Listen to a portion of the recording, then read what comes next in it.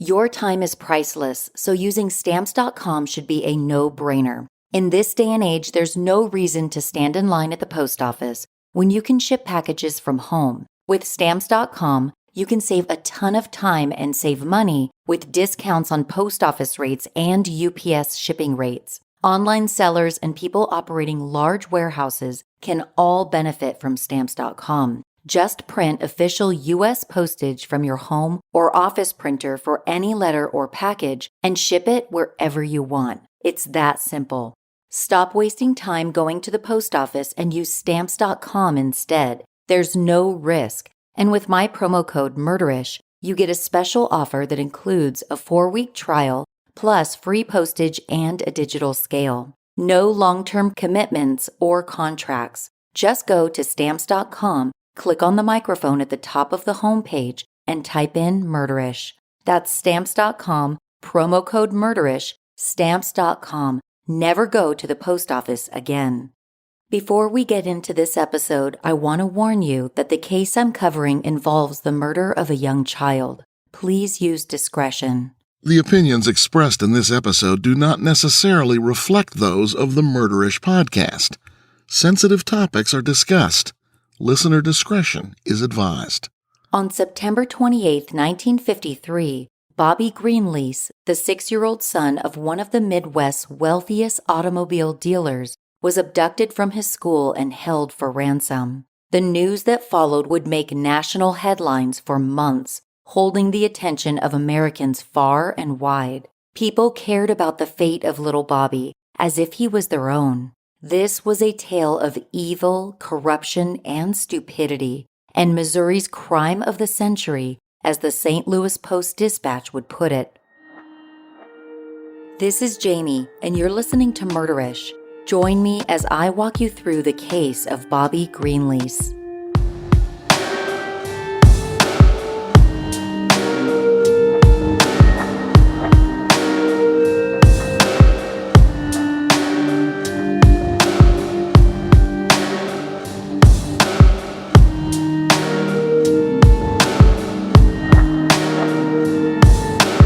This case takes us to Kansas City, Missouri, and its surrounding suburbs. In the early 1950s, the mid-sized city experienced a post-war economic boom. This was the case with many cities across America. The industry that saw the most growth in the Midwest was agriculture. Kansas City led the nation in the hay and livestock markets, as well as seed distribution. While Casey's Union Station was once considered a major railway hub, closely rivaling Chicago, train travel rapidly began to decline due to the development of interstate highways and airline travel. Kansas City during the 1950s was renowned for its flourishing jazz music, inconspicuous speakeasies, and all-powerful crime families. Much like present day, certain neighborhoods were reserved for the wealthy. To this day, mansions passed down through generations line a stretch of road called Ward Parkway. But not everyone could afford a home in the city, and some preferred the slower pace of suburban living. Back in 1912, controversial city planner J.C. Nichols had developed America's first garden community just across the state line in Mission Hills, Kansas. Located under 10 miles from KC's business district, it enticed residents with greenery, sculptures, fountains, and perfectly manicured lawns.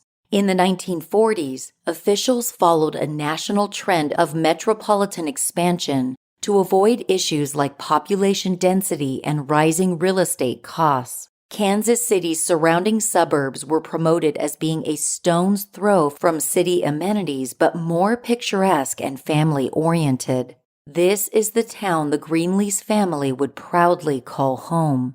Robert C. Greenlease Sr. was born on August 25, 1882, on a farm in Saline County, Missouri. He was the only boy of 6 children. To say the Greenlease family came from humble beginnings would be an understatement.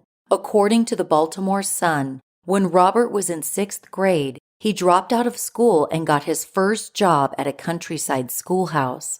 For a nickel a day, he would sweep the floors. In the winters, he could earn an extra dime by building a fire in the school stove.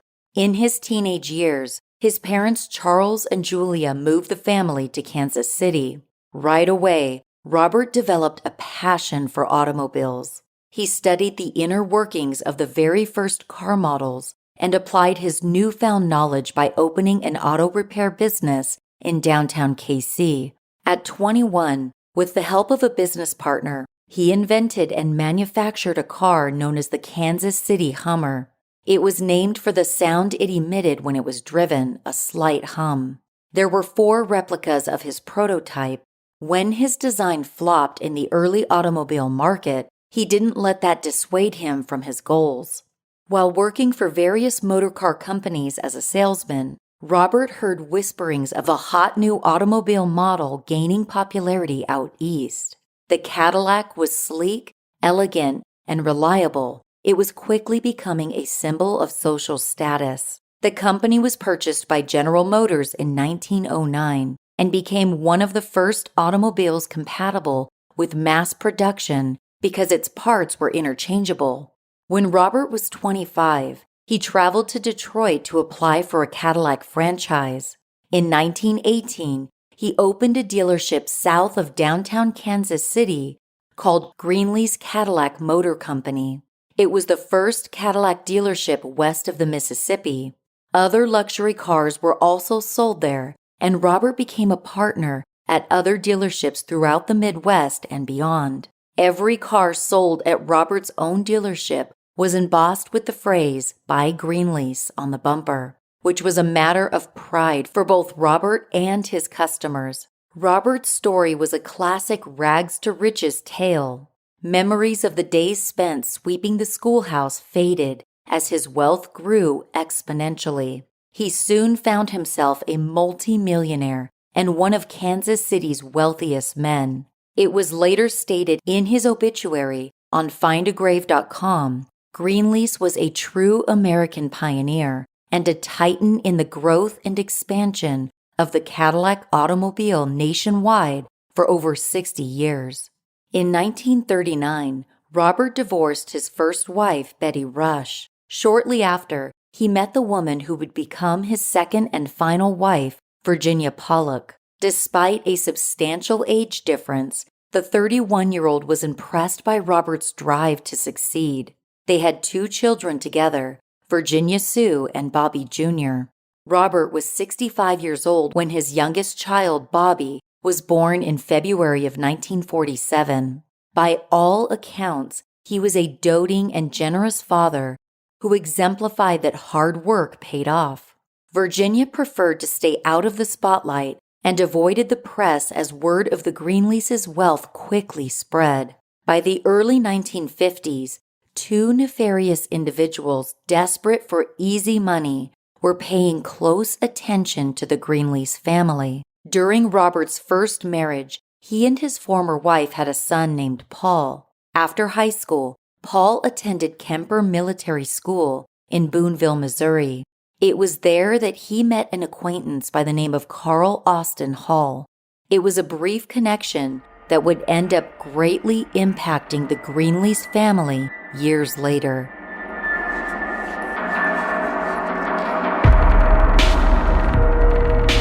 Why should we have to decide whether our outfit for the day will be comfortable or professional? How about we achieve both? With Betabrand dress pant yoga pants, you can feel comfortable and look professional. Betabrand designs their clothing with comfort and confidence in mind. They're highly popular dress pant yoga pants with a stretch knit fabric that resists wrinkles, which makes them the perfect choice for any occasion. I went to an event recently where the dress code was mostly professional, but I was able to get away with wearing jeans, and here's why. Betabrand has a new yoga denim line that is made of fabric with the perfect amount of stretch so you can move and breathe in them. I wore my new black-colored Betabrand yoga denim to the professional attire event and paired them with a cute blouse, and I fit right in. Stop buying dress pants and denim that you have to tug on all day to get them from digging into your sides. Try Betabrand instead. There are a bunch of colors and styles to choose from. Right now, my listeners can get 30% off your first Betabrand order when you go to betabrand.com/murderish. That's 30% off your first order for a limited time at betabrand.com/murderish. Find out why women are ditching typical work pants for Betabrand's dress pant yoga pants. Go to betabrand.com/murderish for 30% off. I admit it, I'm addicted to certain reality TV shows. They are my guilty pleasure. But I have to say, I feel zero guilt playing Best Fiends, a casual mobile puzzle game that I cannot put down. Playing Best Fiends activates my brain and keeps it working while I enjoy a little friendly competition among friends who also play the game. I've been playing Best Fiends for almost a year now, and I still get the same adrenaline rush when I get to a new level. During commercial breaks, I play Best Fiends. Standing in line at the grocery store, I play the game. And sometimes I just stop what I'm doing and play because, well, it's fun. There are a ton of levels to play with new levels being added often. The characters you collect are adorable, and solving puzzles is so satisfying. With Best Fiends, the fun just keeps on going, and I'm sorry in advance, but not sorry. If you find yourself completely obsessed with this game, I triple dog dare you to try it and only play one level because it's impossible. Download Best Fiends free today on the Apple App Store or Google Play. That's friends without the R, Best Fiends. Carl Austin Hall was born on July 1st, 1919. He was a Kansas City native with a troubled past. His grandfather, Austin Hall, was a successful lawyer in Trading Post, Kansas, one of the oldest continuously occupied settlements in the state. His son, John, followed in his father's footsteps. He became an attorney and community leader in Pleasanton, Kansas. While working, John met and married a judge's daughter named Zella Cannon. Tragically, their first son sustained a brain injury during birth, and he was mentally incapacitated as a result. The Halls placed their son in a mental institution when he was 3 years old. 2 years later, he passed away. 5 years later, Carl was born. As the only child of a rich lawyer, Carl was spoiled every chance his father had. But in 1932, a month before Carl's 13th birthday, tragedy struck. Carl's father died suddenly from a brain tumor. To lose his male role model at such a formative age undoubtedly took its toll on Carl's attitude and behavior. Carl's mother, Zella, was ill-equipped to be a single mother, let alone manage an unruly teenage son. According to author John Heidenreich, who wrote the book Zero at the Bone, Carl was sent to stay with Pansy McDowell, described as a childless elderly widow who lived on a 1,500-acre ranch and had a reputation for helping raise children who lost one or both parents. One night, Pansy heard Carl sobbing in bed. He told her he missed his father, mother, and grandmother. As quoted in Heidenreich's book, the older caretaker would later call Zella Hall the most cold-blooded and hardest-hearted mother I have ever known. In fact, by all appearances, Zella didn't want to be a mother at all. With her husband deceased and her son away, she kept herself busy with high society, attending women's clubs and remaining active in the local Presbyterian church. Once Carl was too old to be looked after by Pansy, Zella actually paid a local telephone company to hire Carl at her own expense. She wanted to keep him busy and out of her way. Instead of having her son attend a traditional high school, Zella shipped Carl away to Kemper Military Academy, where he was a classmate of Paul Robert Greenlease. The Kemper Academy was boasted as being the West Point of the West. Carl was rebellious during the 3 years he spent there. He enjoyed his newfound independence by going with friends to Fort Scott or other nearby bases, picking up girls and getting drunk. When his mother caught wind of this, she pulled Carl out of the academy and placed him into Pleasanton High School for his senior year. The joke was on her. Carl was well liked by his peers, even if his own mother didn't have a fondness for him. In 1936, Carl was elected vice president of the senior class. In the fall of 1937, Carl enrolled at William Jewell College in Liberty, Missouri. He dropped out after only 3 months. Growing increasingly frustrated with her son, Zella arranged for Carl to enlist in the U.S. Marine Corps. Carl served for 4 years under the assignment of a telephone equipment lineman before being honorably discharged. Even though he had a strong distaste for barracks life and was eager to return to civilian status, he re-enlisted and served another 4 years. It's possible that Zella's will contained a stipulation that Carl would inherit her estate only if he re-enlisted. It was during this second tenure that Carl began drinking heavily on a regular basis. He was absent without leave on several occasions because of his drinking habit. This led him to be court-martialed and sentenced to time in the U.S. military stockade in Quantico, Virginia. During his incarceration, Carl's mother redrew her will to disinherit Carl and make his grandmother principal beneficiary. It was clear to Carl there was no pleasing his mother, so he resigned himself to drinking heavily, consuming a fifth of whiskey daily. Upon reaching the age of 18, Carl received a $200,000 inheritance from his deceased father, which he used to operate a few liquor stores and play the stock market. Then, in 1944, his mother passed away. His grandmother died just 2 years later. Despite his mother's disdain, Carl inherited her estate as well. In 1946, Carl eloped with a Pleasanton woman named Irene Holmes. She was recently divorced and lived in a spacious home on Ward Parkway, but the relationship gradually deteriorated, largely due to Carl's string of dead-end business ventures that contributed to major financial losses. In 1951, Carl was caught by KCPD being involved in a plot to burglarize the Plaza Bank of Commerce. He was arrested before he could commit the robbery. According to the Newport News Daily Press, he hadn't realized the bank was closed on Saturdays. Officers caught Carl carrying a pistol and arrested him. For this crime and another attempted robbery, he served a little over a year in the Missouri State Penitentiary. He was released in April of 1952 on good behavior. In October of that year, Carl was charged with armed robbery at a liquor store. Although these charges were dropped, a few weeks later he was arrested again. This time it was under suspicion of holding up 8 different taxi drivers at gunpoint. He only managed to collect $33, but that was beside the point. He pleaded guilty to 2 counts and was sentenced to 5 years in Missouri State Penitentiary.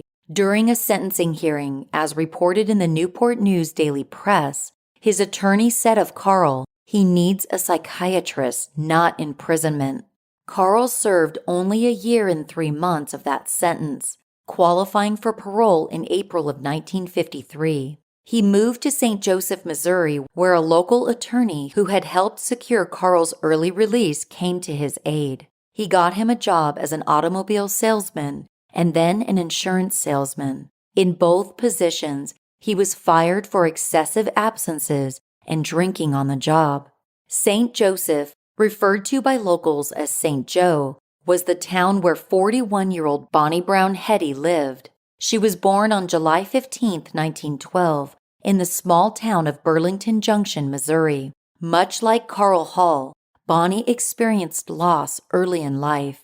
Her mother, Mabel Clutter Brown, passed away when Bonnie was just 2 years old. French P. Brown, Bonnie's father, was a prosperous farmer who had no interest in being a father figure. Since Bonnie was the widower's only child, her father sent her away to live with her late mother's siblings, Aunt Nellie and Uncle Ed. Bonnie had an average childhood. She attended the Hazeldale School in Clermont, Missouri, along the Iowa border, where she was considered an above-average student. She went on to attend Northwest Missouri State College, but dropped out after only a few months. There was a pattern of her re-enrolling a handful of times, only to drop out mid-semester.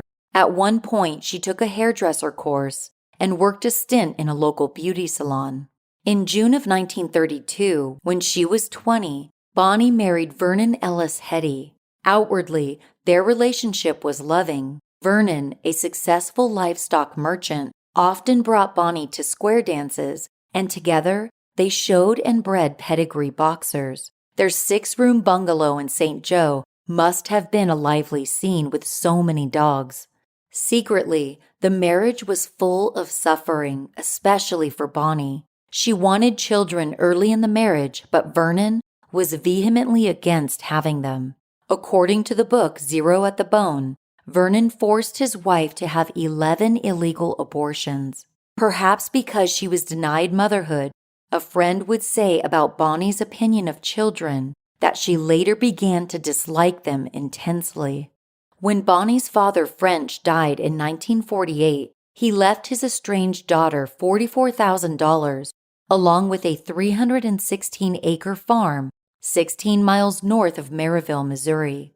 No mention is made of the fate of the farm, though it is likely Bonnie sold it. Around the time her father died, Bonnie began drinking. She had had enough of her unhappy marriage. Vernon was barely home and dodged any questions about his whereabouts. In 1952, she filed for divorce on grounds of adultery. She got to keep the modest house in St. Joe. But her newfound freedom brought her nothing but trouble. Bonnie was arrested multiple times for drunk and disorderly conduct and prostitution. In late May of 1953, Bonnie met Carl Hall for the first time. They were both drinking at the Pony Express bar inside Hotel Rubidoux, located in St. Joe. It was an encounter that would change the course of their lives forever.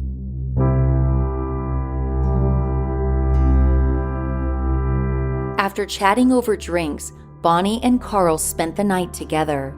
Evidently, a relationship developed. 2 days later, Carl moved into Bonnie's house, and for a while, the couple shared a self-proclaimed life of leisure. They spent their days drinking and hatching a plan to make large sums of money. This was mostly out of necessity. Both of them had drained their inheritances substantially, but still dreamed of a luxurious lifestyle. Carl had a very clear idea of how to procure hard cash. As mentioned in the St. Louis Post-Dispatch, Bonnie would later recall, he informed me that this was one method of obtaining an exceptionally large amount of money quickly with a minimum chance of detection. The couple's plan manifested on September 28, 1953. They drove into Kansas City from St. Joe around 7:30 that morning. Even though it was early in the morning when they completed the hour-long drive, they stopped for a few drinks at Lynn's Tavern, a dive bar just on the outskirts of the city. Before continuing on, Carl gave Bonnie 2 breath mints to mask any odor of liquor. He parked the car in a parking lot of Katz Drug Store on 40th and Main. After weeks of following Robert Greenlease, they took note of his routine. Robert dropped off his son, Bobby, at his private school every weekday morning around 8:50 a.m. At roughly 10:45 a.m., Bonnie hopped into a taxi and directed the driver to drop her off at the French Institute Bobby attended. She told the nun who greeted her that she was Bobby's aunt and that there was a family emergency. She claimed that while out shopping with Bobby's mother in Kansas City's outdoor mall district, known as the Plaza, Mrs. Greenlease had suffered a heart attack. Bonnie said that under Mrs. Greenlease's instruction, she had come to the school to fetch Bobby and bring him home. Mr. Greenlease was not present, she said, because he was summoned to St. Mary's Hospital where his wife was being treated. Sister Moran responded by bringing Bonnie over to the first-floor chapel to say a prayer for Mrs. Greenlease, while another nun fetched Bobby. If the 6-year-old boy was at all scared of the strange woman, he didn't show it. Bobby took Bonnie's hand and followed her into a taxi. On the ride back to where Carl was parked, he told the woman the name of his family dogs, chatted about his parrot, and mentioned that the family had 2 Cadillacs. Bonnie told him she was taking him to see his daddy and promised to get him some ice cream. The precious boy had no reason to believe anything was wrong. Once they got back to the car, Bobby entered Bonnie's Plymouth station wagon without any hesitation. The 3 of them sat together on the front bench seat with Bobby in the middle and took off on the highway. The head nun, Sister Marthana, had called the Greenlease residence about an hour after Bobby left school to inquire about Mrs. Greenlease's health. The ruse was up when Mrs. Greenlease picked up the phone and informed the nun there was no dire family emergency. Bobby was reported missing around 3 p.m. that day. Mr. Greenlease only found out that his son was missing when his wife called to tell him that someone had taken the boy from school. He immediately spoke with Kansas City's chief of police, who involved the FBI. The Greenleases were grief-stricken and panicked. How could their young son have been taken out of school so easily by what was described as a red-haired stranger? A few hours passed after the kidnapping, then the first letter came. The Kansas City Times published the ransom note, which was printed in pencil and read, "Your boy has been kidnapped. Get $600,000 in 20s and 10s, Fed Reserve notes from all 12 districts. We realize it takes a few days to get that amount. Boy will be in good hands. When you have money ready, put ad in KC Star. M. We'll meet you in Chicago next Sunday. Mr. G. Do not call police or try to use chemicals on bills or take numbers. Do not use any radio to catch or trap us or boy dies. If you try to trap us, your wife, your other child, and yourself will be killed. You will be watched all of the time. You will be told later how to contact us with money. When you get this note, let us know by driving up and down Main Street between 39 and 29 for 20 minutes with white rag on car aerial. If you do exactly as we say and try no tricks, your boy will be back safe within 24 hours after we check money. Deliver money in Army duffel bag. Be ready to deliver at once on contact." The letter was signed with a single letter, M. With detectives having very little to go on, in a time prior to the development of DNA techniques, Robert Greenlease complied.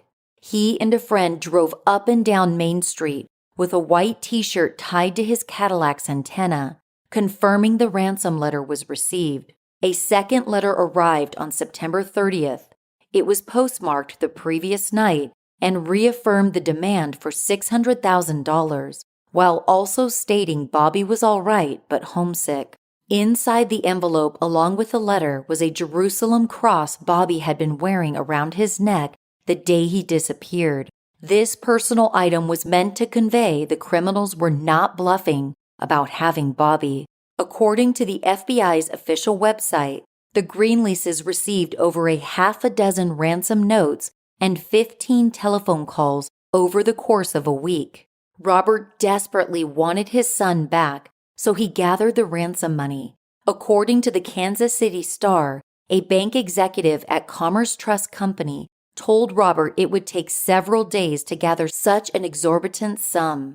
As an interesting aside, the bank executive happened to be Arthur Eisenhower, the brother of President Dwight D. Eisenhower. Once the money was obtained, Robert placed an ad in the Kansas City Star's personals column. As one of the ransom letters requested, this was done to announce that he was ready to drop off the money. It read, M. We'll meet you in Chicago Sunday, G. From September 30th to October 4th, there were a handful of failed attempts to deliver the ransom money. Carl's instructions about a meeting point were confusing, which added to the Greenleases' frustration, not knowing if young Bobby was okay. On October 4th, a third attempt to deliver the money was successful. 2 friends of the Greenlease family dropped off a duffel bag by a wooden bridge where Lee's Summit Road crossed the Little Blue River. The ransom paid to Bobby's kidnappers is equal to $5.7 million today. It was the highest ransom paid in history at that time, 3 times larger than any ransom paid in an abduction, according to the Baltimore Sun. A call came in at 1 a.m. the day after the drop-off. The kidnappers acknowledged the money was received and promised they would return the boy in 24 hours.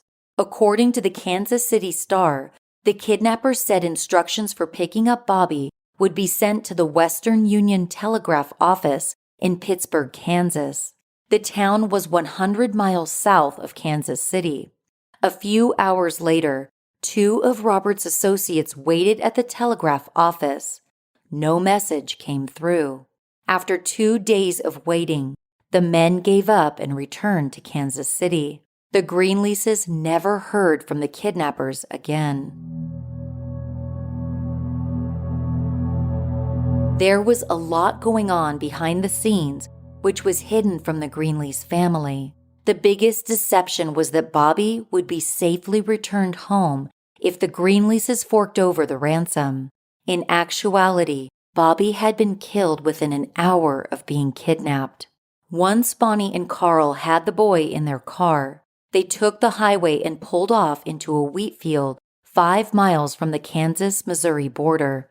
According to the book Zero at the Bone, Carl followed the ruts made by a tractor to an isolated spot concealed by crops and hay bales. Then, he got out of the car and smoothed down a blue sheet in the trunk. Bonnie had one of her boxer puppies with her. As soon as the car door opened, the puppy hopped out of the car and went running. Bonnie frantically chased after the dog. In the distance, she heard 2 rounds of gunfire. That's when she knew Bobby was dead. His body was buried in a shallow grave in Bonnie's backyard. All the while, they made his parents believe he was alive and well, that if only they surrendered a large sum of money, the 6-year-old would be returned home to them, and they could go back to being a loving family.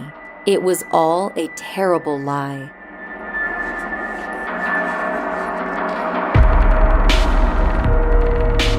This has been such a tough year for a lot of people. Because of that, I want to make this Mother's Day extra special for my mom. I'm gifting her with StoryWorth this year, and she's going to love it.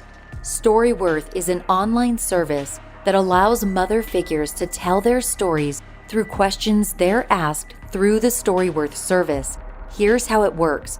Each week, your mother figure will receive an email from StoryWorth that will contain thought-provoking questions like, what is some of the best advice your mother ever gave you? After 1 year, StoryWorth will gather all of the stories your mother figure has provided, along with photos, and package them up into a really nice book she can keep forever. My mom has documented her entire life by taking photos of every moment, so StoryWorth is going to be something she absolutely loves. Plus, it's a really unique way for us to bond and for me to get to know more about her. I also think that StoryWorth is going to make my mom feel seen because she'll be prompted to answer questions all about her. Give your mom the most meaningful gift this Mother's Day with StoryWorth. Get started right away with no shipping required by going to storyworth.com/murderish. You'll get $10 off your first purchase. That's storyworth.com/murderish for $10 off. Tea lovers, let me tell you about my go-to tea brand. Deluxe, a family-owned company, makes and ships all of their delicious teas from Portland, Oregon. Their tea recipes are unique, and the high-quality ingredients they use really come through in the delicious taste and aroma of their teas. If you really love Deluxe teas, and you will, trust me, you can sign up for a subscription that allows you to choose teas based on specific preferences like caffeine-free and based on any allergies you might have to certain ingredients. Oftentimes, I find that popular teas have a lot of sugar in them, as well as dairy, soy, and gluten. With Deluxe, there's no reason for them to have this stuff in their teas because the great taste of their high-quality ingredients stand on their own. Visit plumdeluxe.com/murderish to shop their amazing selection of premium teas blended to perfection. Enter VIP code MURDERISH at checkout for 10% off your purchase. Or, if you like getting surprises in the mail, join the tea club and get a 20% off code on additional teas and accessories. After collecting the ransom money, the couple headed for St. Louis. Carl had rented a car for the ransom pickup and forgot to switch out the license plates with ones he had stolen. Paranoid that the men who dropped off the money had seen the plates, he used a portion of the ransom money to buy a car. Bonnie argued with Carl over this purchase. She also wanted to stay in a first-class hotel to celebrate the success of their diabolical scheme. But Carl wanted to rent a modest apartment in a residential area of St. Louis where they wouldn't attract attention. Apparently, Carl won that dispute. Before they fled to St. Joe, Carl transferred the ransom money from the duffel bag into 2 metal suitcases. At 6 a.m. on October 5th, they rented a flat on Arsenal Street in St. Louis under the name Grant. Throughout the day, the pair drank heavily and argued. Bonnie awoke in the afternoon to find Carl had left. There was a note on the dresser in Carl's handwriting saying that he left but he would be back. Bonnie continued drinking alone and in a daze. She woke up around noon the following day. Carl still wasn't there, and Bonnie soon realized the suitcases had been taken from the closet. While Bonnie had slept off her drinking binge the day before, Carl had hailed a cab. Keeping the driver on retainer, he made his rounds to different taverns in the city. Later that night, he asked to be taken to Coral Court, an old roadside motel in nearby Marlborough, where he hired a call girl. The next day, he took a cab to the Congress Hotel in downtown St. Louis.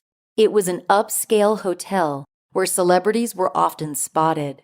The bar inside attracted an upscale clientele. Carl's careless spending and the fact that he didn't look like he belonged drew some attention. Someone called in a tip to the St. Louis Police Department about his spending spree. Around the same time, the cab driver tipped off his boss about Carl's piles of cash. The cab company was owned by local crime boss Joe Costello. Costello had ties to a dirty cop, Lieutenant Louis Shoulders. Shoulders was a 27-year veteran of the St. Louis police force. By that point, the Greenlease case had made national news, and Lieutenant Shoulders decided to investigate to see if there was a connection between the kidnapping ransom and Carl Hall.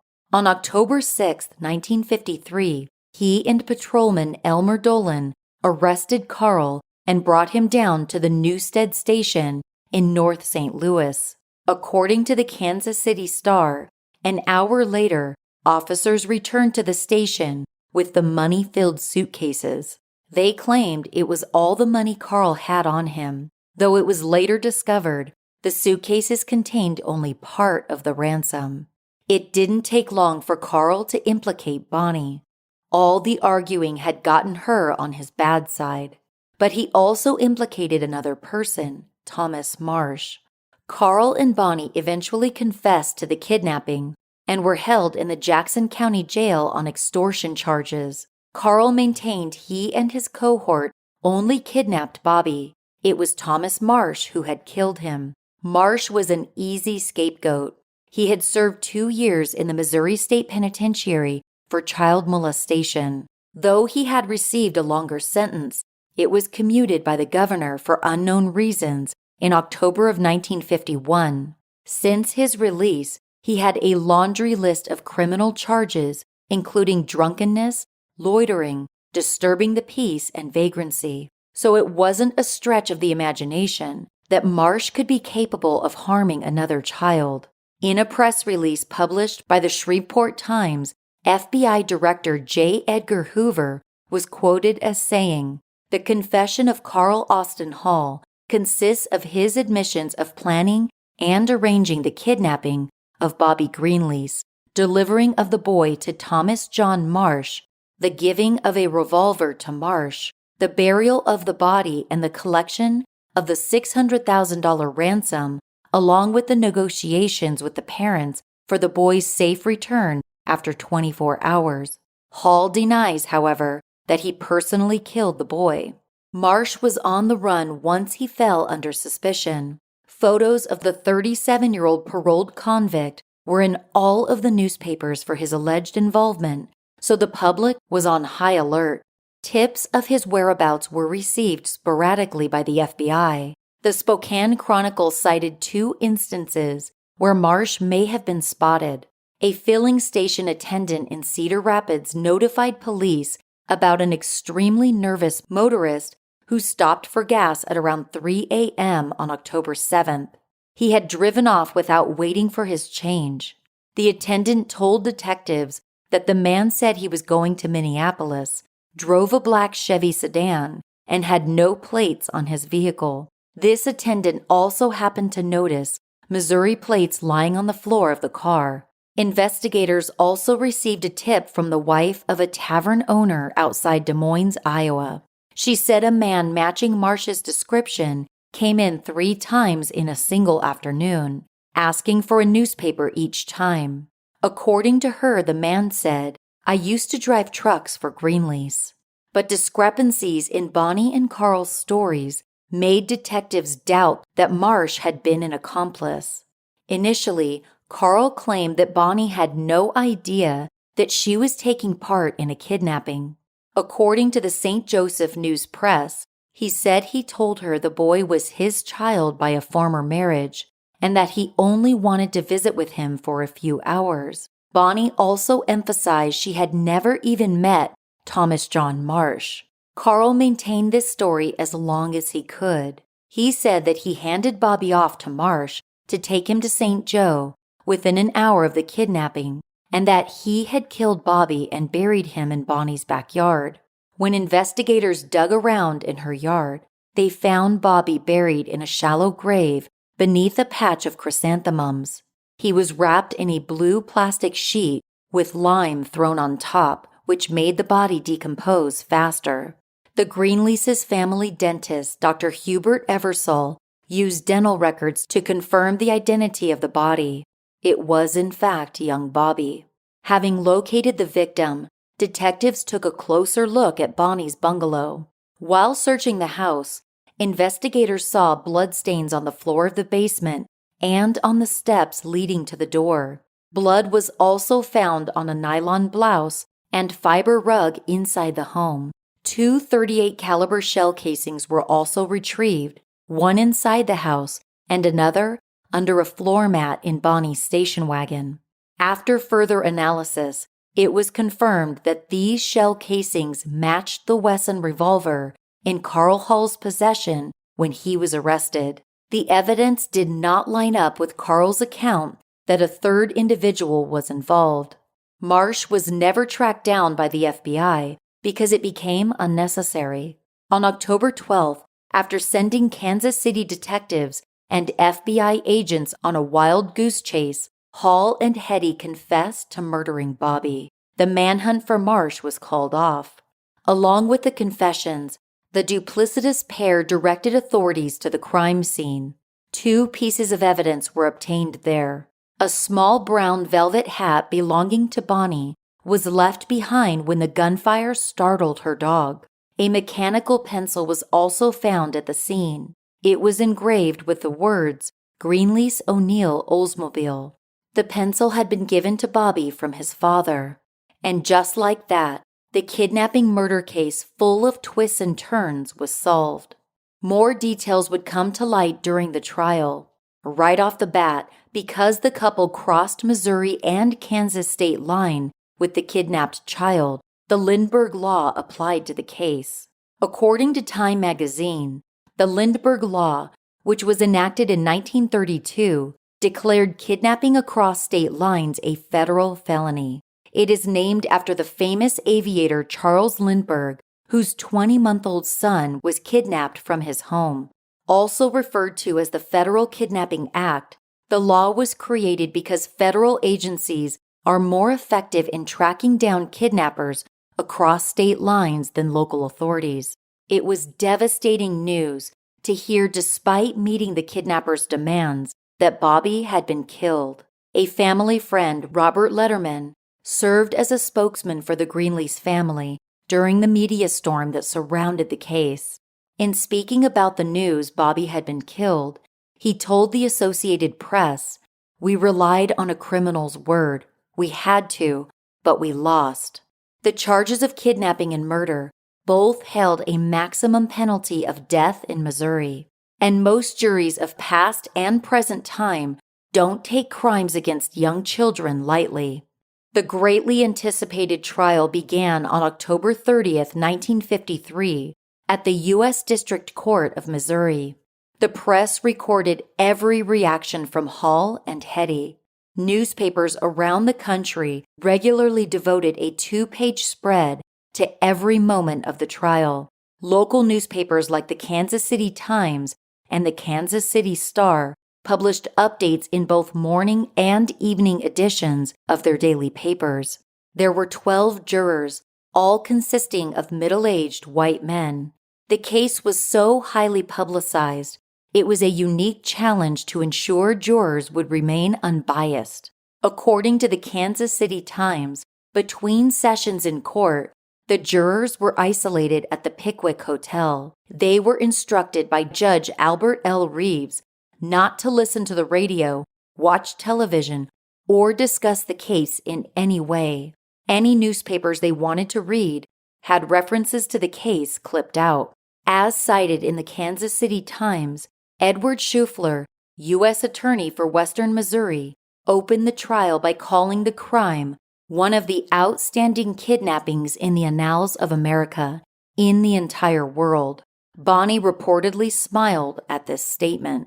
Schufler went on to say their guilt was not in question, but instead, the government is here seeking a recommendation from you, a verdict of death, because the nature of the crime, because of the culpability, the special acts and operations indicated in the evidence that these two accomplices.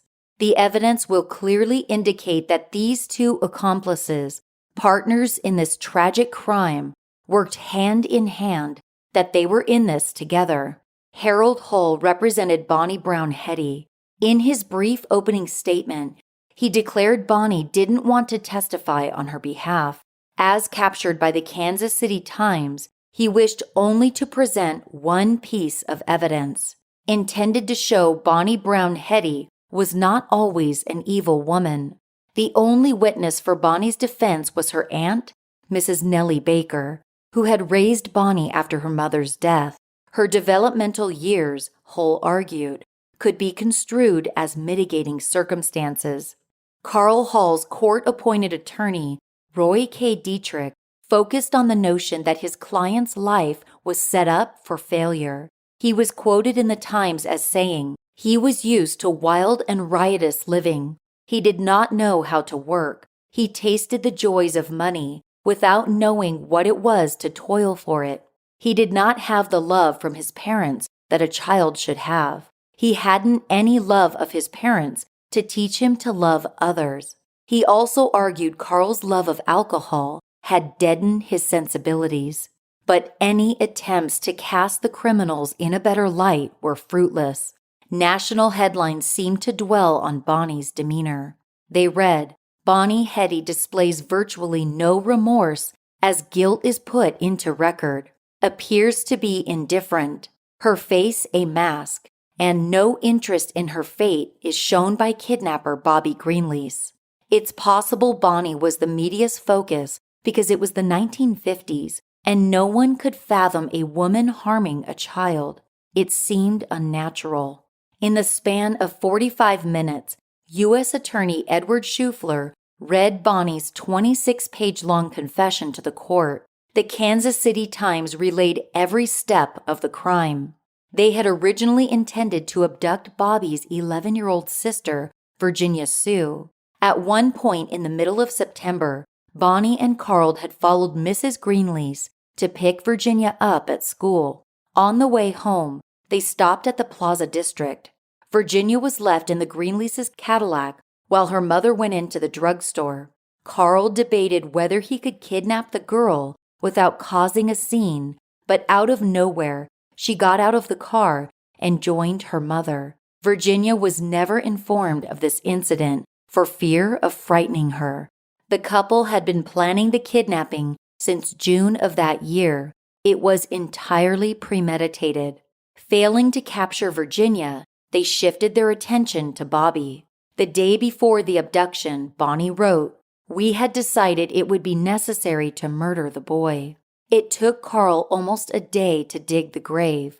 My mind was clear and I knew my instructions very well. Once they had reached the field, the original plan for Carl was to strangle the boy with a small piece of clothesline he had in the car. But the rope proved too short and Bobby was kicking and screaming. Exasperated, Carl pinned Bobby to the floor and shot him. When Bonnie returned from fetching her dog, Carl was wrapping Bobby's body in a blue plastic on the ground behind the car. Bonnie said she helped lift the body, noticing Carl had blood all over his face, coat, hands, and arms. Using tissue, Bonnie blotted the blood as best she could so it wouldn't be noticed as they drove back through Kansas City. On the drive back to Bonnie's house in St. Joseph, they stopped at a tavern for drinks. Upon arriving at the bungalow, they drove into the basement garage. Then Carl carried the body up through the house and out to the grave that had been dug in advance. As per Carl's instructions, Bonnie watered the dirt frequently with a hose, using an axe to break apart the sod and then a shovel to conceal the body. She bought a dozen blooming chrysanthemums from a local greenhouse and planted them on the grave to disguise the disrupted earth.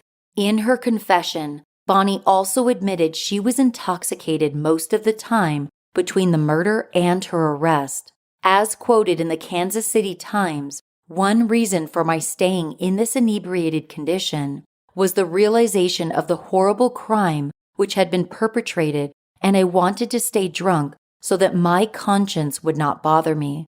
Even without her extensive confession, Bonnie and Carl were confirmed guilty by witnesses for the prosecution again and again. There were minor witnesses like Frank Malding, a radio repairman who had installed a shortwave converter in the radio of Bonnie's car so she could intercept KCPD calls. Harold Cable, who testified that he sold Hall the revolver used to kill Bobby. William Creech, the cab driver who drove Hetty to the school where she abducted Bobby.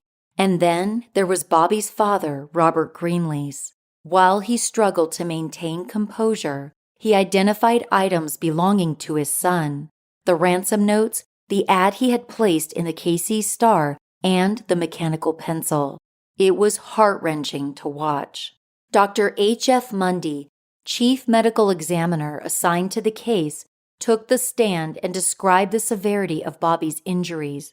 According to the book Zero to the Bone, the medical examiner confirmed that the child had been struck in the face with the butt of Hall's gun, which knocked out his 3 front teeth. Investigators determined the first shot fired missed Bobby, ricocheting off the floor into a panel on the left door. Mundy's autopsy established the second shot entered Bobby's head about 1.5 inches behind his right ear and exited 2 inches above his left ear. He was killed instantly.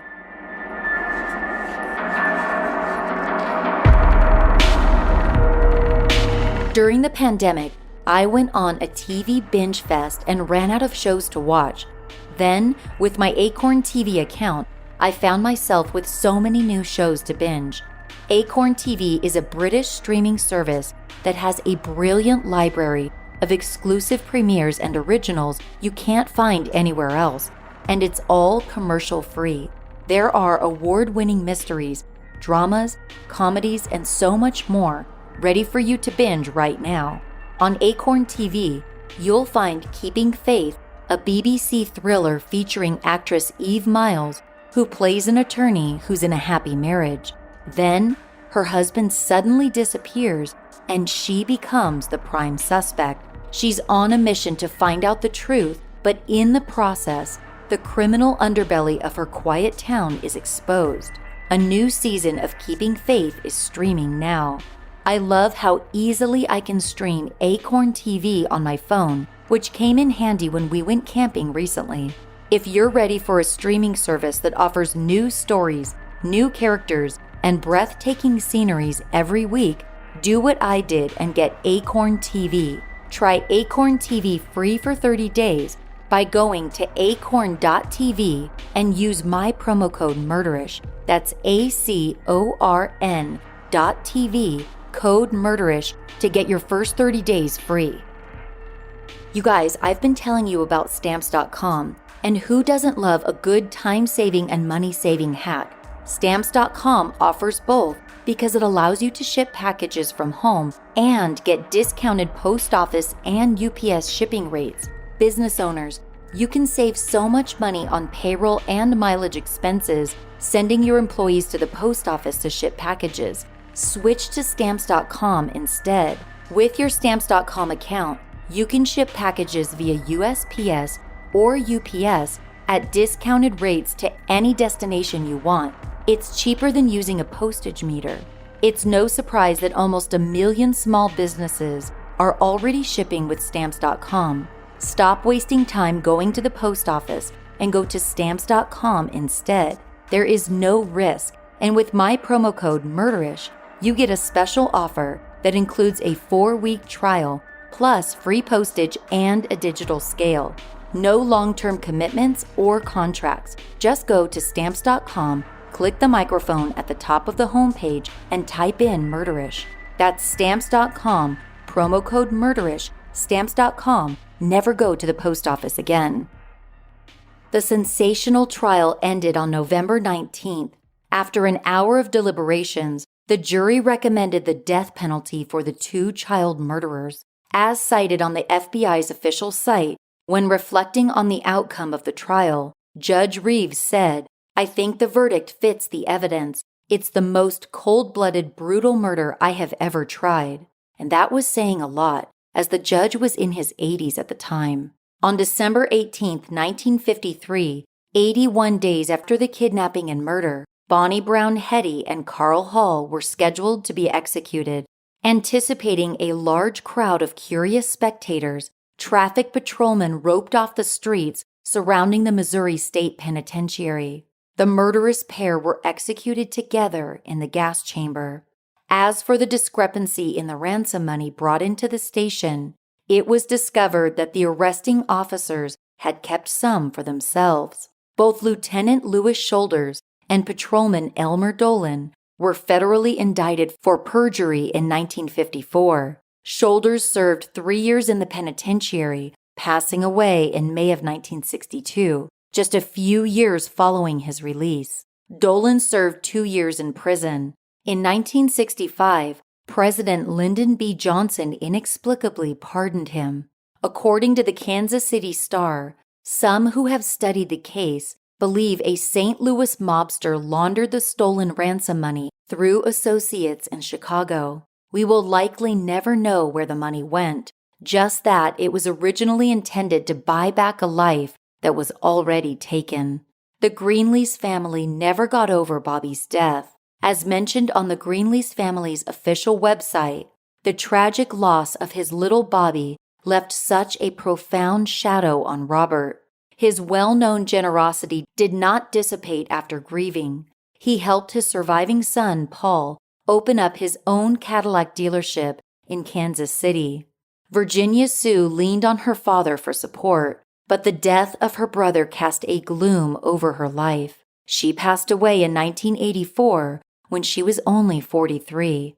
Mr. and Mrs. Greenlease lived as a loving team and became philanthropic contributors in the Roman Catholic community. Robert devoted his efforts to the education of boys. According to the family's website, he financed the education of several young men and contributed quite substantially to Rockhurst University and Rockhurst High School for the remainder of his life. Robert Greenlease passed away in September of 1969 at the age of 87. Mrs. Greenlease died in 2001. The entire Greenlease family was laid to rest in Forest Hill Abbey Mausoleum in Kansas City. The decades-old case remains on the minds of Missouri and Kansas historians. The Greenlease family legacy lives on in the bricks of Rockhurst University, in the Midtown Kansas City apartments named Greenlease Cadillac Lofts, and with the help of surviving relatives who maintain the official Greenlease website. Though they were never reunited with Bobby in life, one can only hope the victimized family are all together again in death.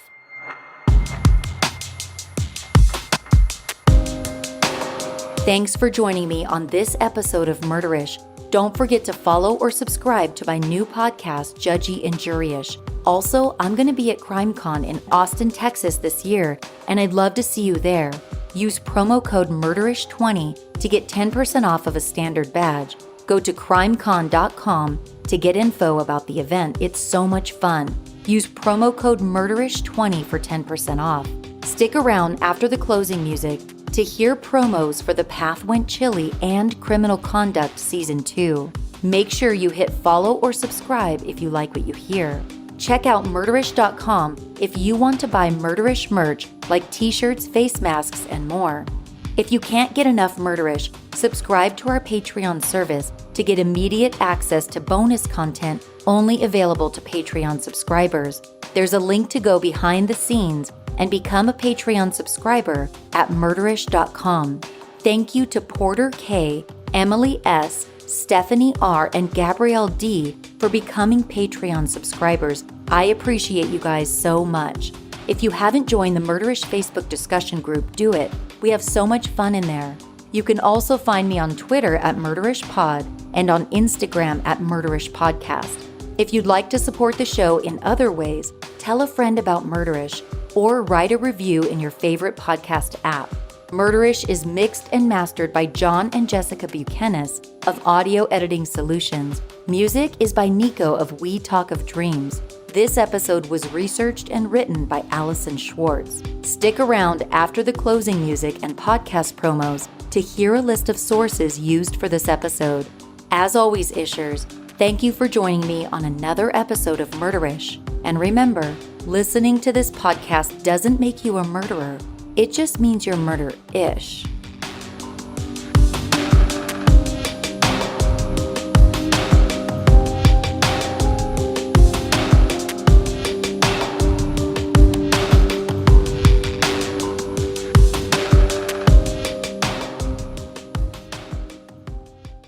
Hi, I'm Robin Warder from The Trail Went Cold. If you are unfamiliar with my other podcast, I often cover stories from the television show Unsolved Mysteries. For the past 5 years, you've heard me talk about these cases on my own, but now's your chance to hear me have in-depth discussions about them with other people.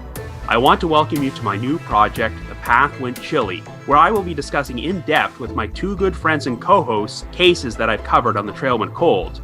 Meet my co-hosts. First one up is Jules. Hi, I'm Jules from the podcast Riddle Me That True Crime, and I have a PhD in transpersonal counseling. I'm not a psychologist or a diagnostician, so don't get too excited. But I can't wait to analyze these cases with these two amazing humans. You've already met Robin, now meet Dr. Ashley Wellman. Hi, I'm Ashley. I have a PhD in criminology, law, and society, and I specialize in trauma victims and survivors. I've spent a great deal of time working with families left behind after homicides with a cold case unit based out of Florida, and I'm also a professor of criminology. I'm so excited to be chatting with two of my best friends about the cases that everyone can't seem to get enough of. We hope in doing so that we will have a clearer perspective of what may have transpired. Oftentimes, Ashley will be totally in the dark. Jules and I will be telling Ashley a story she may not know much about, so all of her reactions are genuine. We will be releasing on all major platforms April 8th. We hope you will join us as we attempt to heat up some ice-cold cases. The Path Went Chilly will be available every Thursday on all major podcast platforms. Criminal Conduct is back with a brand new season. John, what is a constable? Like a police officer, they can carry a gun, a badge, and drive around town with blue lights. But a constable is much more powerful than a regular police officer. In Kentucky, a constable has all the powers of a sheriff. He answers to no one but the voters on election day. And there's one constable in Kentucky that got our attention. Mike Wallace, the constable, was a walking civil rights violation. He's got a gun and a badge and is able to intimidate a lot of people. He'll pull people over. Hey, what's that in your car? So you have this rogue law enforcement officer with unchecked power making all these arrests. I mean, I get calls from people that are physically scared. If he got behind me and turned his blue lights on, I ain't stopping. We found out that basically Constable Wallace is just listening in on the right bandwidth and showing up to these calls before the police can. First guy there gets first whack at making the arrest and making any money off of things. But how does a constable make money in Kentucky? Constables can keep up to 85% of the cash that they seize and a percentage of the proceeds from the property they take. But other constables have found other ways of making money. The one constable that we're talking about this season has been accused of shaking people down and stealing their cash. This guy that you bought these pills off is the father of the constable who steals dope, gives to his father to sell. It's been long known that this has been going on for years. I said, now it's only a matter of time before they come and get us. So they had a key, they opened the door, and they walked in on you guys sleeping, and you woke up to a bunch of cops with guns. Right. Woke up with two guns in my faces. That must have been terrifying, huh? Yeah. Listen, when you got a constable is out here hooking and crooking people and making more arrests than the state police and the local DEA. You know, it's kind of like giving the fox the keys to the chicken house. This Wally guy is notorious for planting drugs, stealing shit. Everybody knows it. We just can't nail him. He said, but you know what? You just might be the difference. You're not a bad man. You're not a bad man. I'm not a bad woman. You're not a bad man. You're not a bad man. From the creators of Twisted and Pretend podcast comes season 2 of Criminal Conduct. The new season starts on April 16th. Subscribe wherever you listen to podcasts. I'm not a bad woman. Could you bury the body, bury the body, bury the body, bury the body, bury the body for me.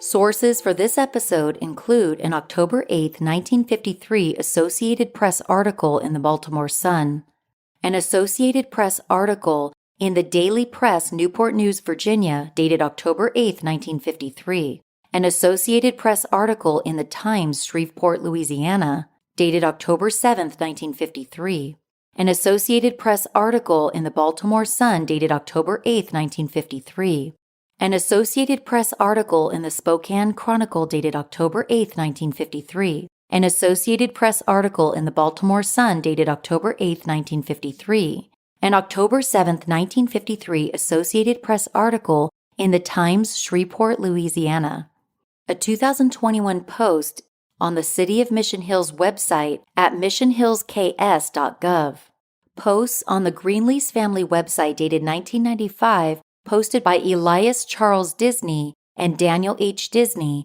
at greenleasefamily.com, a post on the FBI's official website dated 2020 at fbi.gov, an October 8, 1953 article in the Times, Shreveport, Louisiana by James B. Galloway, a book titled Zero at the Bone by John Heidenreich, an article in the Kansas City Times dated November 17, 1953 by Bill Moore, an article in the Kansas City Times dated November 17, 1953 by Ray Morgan, an article in Time magazine dated October 29, 1934 at content.time.com, an October 8, 1953 article in the St. Joseph News Press, a Kansas City Star article dated July 10, 2014, an article by Tim O'Neill in the St. Louis Post-Dispatch dated September 28, 2020, an article by Harold M. Slater in the St. Joseph Gazette dated